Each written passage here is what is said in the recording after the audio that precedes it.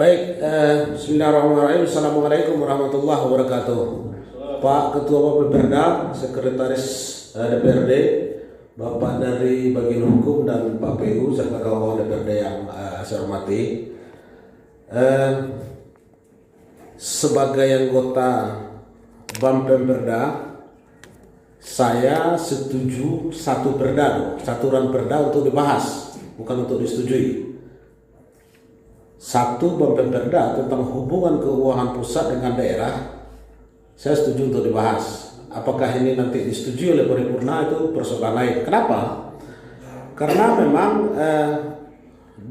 saya coba pahami beberapa poin, khususnya di pasal 149 di bagian kedua di undang-undang ini ya, tentang optimalisasi silpa untuk belanja daerah. Ini penting.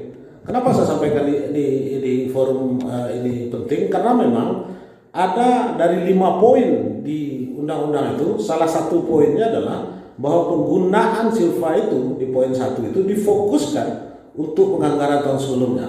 Jadi artinya ada kegiatan-kegiatan infrastruktur yang belum terselesaikan akibat KPA belum ada, PPTK belum ada, PA belum ada. Saya kira ini bisa menjadi salah satu rujukan. Itu yang saya anggap, maka saya berkeinginan dalam kapasitas sebagai anggota Pemberda untuk ini untuk dilanjutkan pembahasannya. Soal persetujuan tentu nanti persetujuan bersama. Itu catatan kita yang pertama. Ada beberapa poin di pasal 149 itu ada 5 poin saja. Nah, tentu ini pembahasannya kita konkretkan nanti di pembahasan ranperda. Kemudian pertanyaan yang saya ingin sampaikan kepada Pak Jas adalah apakah ranperda ini didahului oleh PP atau sudah bisa kita langsung membahas undang-undang ini menjadi peraturan daerah? Karena di poin 5 ini disampaikan bahwa ketentuan lebih lanjut mengenai optimalisasi silpa untuk belanja daerah atau berdasarkan peraturan pemerintah. Kan ini ada komanya nih, dan atau ini. Ini perlu menjadi jawaban oleh pihak bagian hukum. Kemudian senada dengan apa yang disampaikan oleh Ustadz Dendi tadi tentang ranperda izin dengan izin tertentu ini, saya kira tentu kita lihat dulu barangnya seperti apa. Jangan-jangan ini jangan untuk menyelamatkan 1 atau 2, kita tidak mau, karena memang ketika ranperda ini kita bahas, saya kira yang penting adalah bermanfaat untuk orang banyak. Kemudian terakhir yang ketiga, kita di fraksi Gerindra di dalam pembahasan APBD ini, tolong dicatat ini, kita minta hadirkan perbuk tentang pengelolaan alat berat. Ada beberapa contoh yang ingin kita sampaikan. Yang pertama bahwa di Ogan Komering Ulu itu pengelolaan alat beratnya itu diatur melalui perbuk. Di Probolinggo itu diatur melalui perda. Kabupaten Solok sudah lahirkan atau belum? Karena begini, saya ingin sampaikan Pak Nazar sebentar saja. Nagari-nagari hari ini kesulitan, Pak. Ketika selesai launching eskavator ini, nagari-nagari kesulitan untuk menganggarkan. Tidak bisa dimasukkan dalam ADD, tidak juga bisa dimasukkan dalam dana nagari. Karena tidak ada pengelolaan yang jelas, tidak ada regulasi yang pas untuk mengatur tentang pengelolaan alat berat ini. Bahwa pemerintah berpikir sosial untuk kegiatan untuk pengadaan alat berat ini, membuka jalan usaha tani dan segala macamnya, saya kira ini naif juga cara berpikir pemerintah daerah. Tentunya uang yang sekian miliar itu tentu harus ada outputnya untuk kepentingan masyarakat dan pendapatan asli daerah. Ini yang paling penting. Saya kira ini tentu harus menjadi catatan bahwa jangan-jangan ini bermasalah secara regulasi baik oleh inspektorat maupun oleh BPK nanti. Nah, ini yang paling penting Pak Ketua. Saya kira itu nanti kita lanjutkan dengan diskusi. Banyak maaf. Assalamualaikum warahmatullahi wabarakatuh.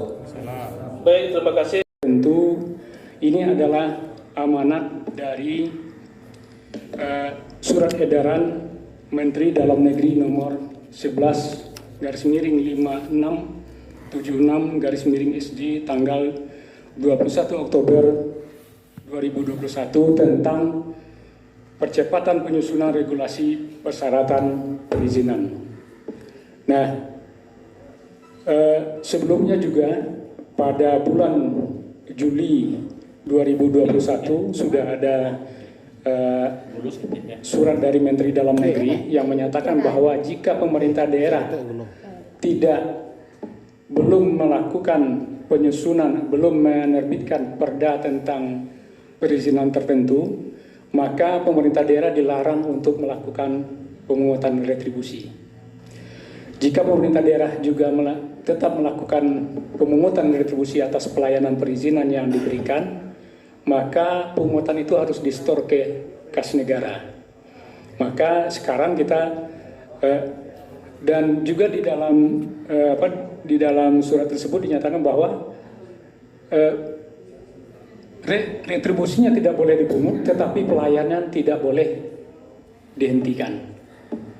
Jadi sampai saat ini, kondisi saat ini, pemerintah daerah diwajibkan untuk mengeluarkan keputusan bupati yang menyatakan bahwa perizinan-perizinan yang diatur di dalam surat edaran Menteri Dalam Negeri tersebut yang diberikan pungutannya dalam bentuk senilai Rp0. Jadi itu sudah kita terbitkan keputusan bupatinya, sehingga sampai saat ini untuk retribusi izin mendirikan bangunan pelayanan tetap dilakukan, tetapi retribusinya 0. Itu Pak, agar nyambung dia Pak Kabak. Tadi Pak Bis juga menyinggung, Pak Dini juga menyinggung. Itu dasar Pak Kabak kan edaran Menteri 21 nomor 11 ya 2021. Sementara ada yang baru. ya. Undang-Undang nomor 1 tahun 2022. Pasal 94 itu mengatakan pajak retribusi itu disatukan perdanya. Nah, bagaimana dengan ini? Biar cepat clearnya Pak Kabak. Ya. Langsung Pak. Ya. Jadi di dalam perda perizinan tertentu itu nanti akan diatur beberapa retribusi di situ. Pertama tentang retribusi persetujuan bangunan gedung yang dulu kita kenal dengan IMB, Pak. Kemudian retribusi tentang penggunaan tenaga kerja asing. Sebentar Pak Kabak. Pak Kabak sudah melihat tak apa Undang-Undang nomor 1 2022 itu? Sudah Pak? Sudah. Pasal 94-nya mengatakan tuh. Ya. Jadi mungkin bisa nak perda ini kita rubah bunyinya? Ya, namanya perizinan tertentu, Pak. Nah, bukan perizinan tertentu. Nah, kan retribusi cuma ini. Sementara dalam undang-undang itu mengatakan pajak retribusi itu disatukan perdanya. Ya. Pasal 94 Pak, baca lah. Ya. Undang-Undang nomor 1 tahun 2022. Ya. Ya, jadi di situ memang kita di pemerintah daerah diharapkan untuk menyusun regulasi terkait dengan pajak dan retribusi daerah itu di dalam satu peraturan daerah. Nah, itu sekarang kan yang bisa kita himpun pada saat ini adalah retribusi perizinan tertentu. Jadi nanti di dalam pembahasan tadi kami sudah sampaikan bahwa Bupati sudah membentuk tim di pemerintah daerah, Pak. Sudah dibentuk tim. Begini, tentu saya alur pikirnya begini. Kalau seandainya nanti kita pisah lagi, sekarang adalah retribusi perizinan tertentu, kan retribusi ini yang kita atur. Sementara undang-undang itu mengatakan di pasal 94 itu pajak dan retribusi disatukan. Nanti kita lain lagi pajak itu salah melanggar undang-undang kita. Itu maksudnya. Ya, nanti kami nanti kan sedang membahas itu, Pak, di tingkat oleh tim. Nanti saya rasa akan berkembang ke situ, akan berkembang ke situ karena kita tentu pedomannya adalah Undang-Undang Nomor 1 Tahun 2000. Kemudian yang terkait dengan Pak Agni Hafiz tadi menyampaikan bahwa pedoman pengelolaan keuangan daerah beliau setuju untuk kita bahas. Kemudian eh, apakah perda ini didahului oleh PP atau bisa langsung? Ini adalah amanat penyusunan perdanya adalah amanat Permendagri ya, Permendagri nomor 77 tahun 2020. Di Permendagri itu memberi waktu kepada kita di pemerintah daerah bahwa perubahan pedoman pengelolaan keuangan daerah itu harus dilakukan paling lambat 2 tahun setelah diterbitkannya Permendagri nomor 77 tahun 2020. Kemudian terkait dengan pengelolaan alat berat, ya pengelolaan alat berat sebenarnya sudah dilakukan pembahasan oleh tim, dan untuk untuk detailnya barangkali kita mintakan dari Dinas PUPR untuk menjelaskannya, Pak. Terima kasih.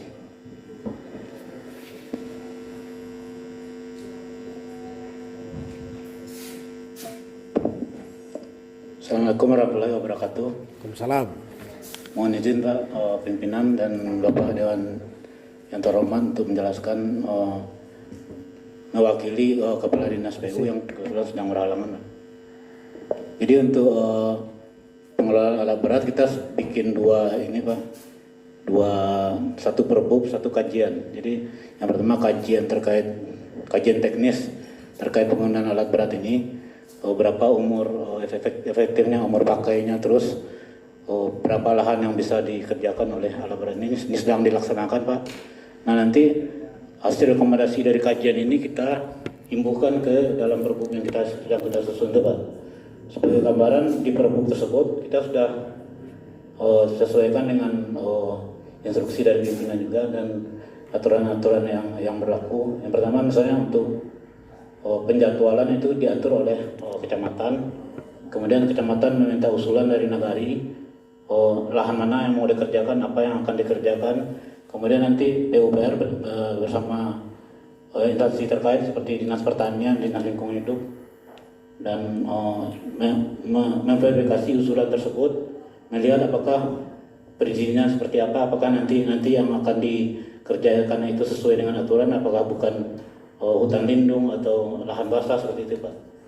Jadi kita susun sampai ke situ, kemudian nanti di nagari ini kita atur, kita bikin berita acara dengan wali nagari, pemakaian untuk misalnya membuka jalan usaha tani ini berapa jam, kemudian ditandatangani oleh wali nagari. Jadi arahnya seperti itu, Pak, perbuknya nanti, Pak. Sudah ada, Pak? Draftnya sudah ada. Sudah draftnya ya. Kemudian mengenai Iya, penganggaran, sebentar. biar lengkap penganggarannya. Saya tambah lengkapnya. Saya tambah lengkapnya pada saat. Jadi begini, idealnya tentu Pak Yan ini harus ada punya time limit, Pak. Kapan perbuk lahirnya? Karena hari ini kepala daerah masih launching tentang eskavator ini. Ada tidak payung hukumnya? Kalau boleh kita katakan ini ada yang terlanggar, harusnya kan dihentikan dulu, lahirkan perbuk baru launching. Idealnya seperti itu. Makasih. Saya setuju itu. Sejak awal saya menyuarakan itu, bahwa ketika barang milik daerah ini dipakai, tentu ada output ada income yang diperoleh dari sana. Ini bukan persoalan kita tidak setuju dia melakukan apa ya, Pak. Jadi mau membuka jalan baru ya tidak ada masalah. Bukalah, bantulah ekonomi. Cuma kita membahas tentang pemakaian barang milik daerah itu seperti apa. Nah, ini perbuk mau dibahas baru. Barang ini sudah jalan, Pak. Nanti kalau rusak gimana? Ada nggak di APBD 2022 anggaran untuk perbaikan eskavator? Belum ada. Nanti kalau misalkan rusak bagaimana tuh, Pak? 7 eskavator kita, rusaknya nggak bisa 1 juta, 2 juta, Pak. Puluhan juta biayanya tuh. Putih rantai itu bakar. Ini yang saya katakan, mestinya ini betul kata Pak Apis itu. Perbuknya jelaskan dulu, baru di launching. Ini barangnya sudah berjalan, Pak. Sudah dibuka, euforia kita sudah tinggi. Nanti tiba-tiba kita menyalahi aturan gimana? DPRD bukan tidak mungkin akan terseret dalam masalah ini, Pak. Karena kita masuk orang yang menganggarkan itu. Ini yang saya katakan. Oleh karena itu, bagaimana pengelolaan barang milik daerah ini sebenarnya? Perdanya kalau ada ada nama perda tentang nomor PP 28 tahun 2020 tentang pengolahan barang milik daerah. Lalu kemudian ada turunannya kalau tidak salah perda tentang retribusi dan pajak daerah. Lalu berapa pemasukan yang bisa diambil, yang bisa kita dapatkan? Oleh karena itu, menurut saya Pak, tolong sampaikan kepada pimpinan, selesaikan dulu administrasi di bawah Pak, baru kita laksanakan go kita. Sehingga kita tidak bermasalah di kemudian hari dengan hukum. Itu yang saya katakan Pak Ketua. Silakan Pak.